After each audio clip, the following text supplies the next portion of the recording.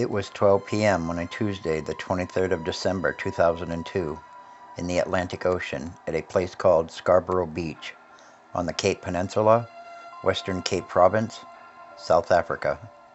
25-year-old Craig was snorkeling for crayfish and has been diving for crayfish at Scarborough Beach for 17 years.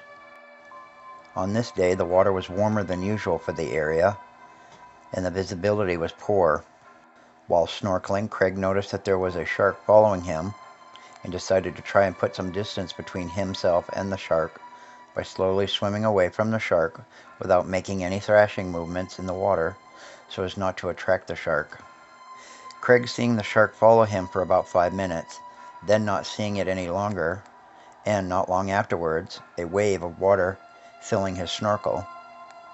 He stopped and lifted his head from the water to clear it, but the shark he had seen earlier came out of nowhere and rammed into him.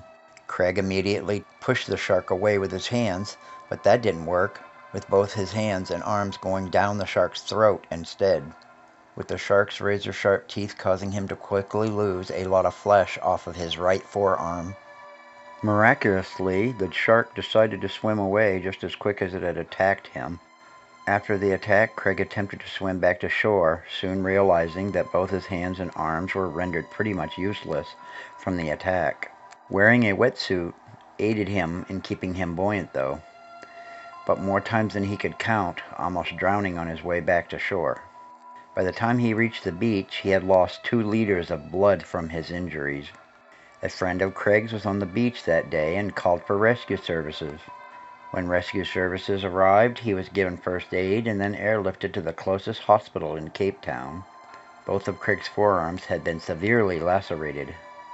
The distance between the centers of the shark's tooth impressions in his arms ranged from 50 millimeters to 55 millimeters in length. From these measurements of the tooth impressions, it was estimated to be from a great white shark up to 18 feet in length.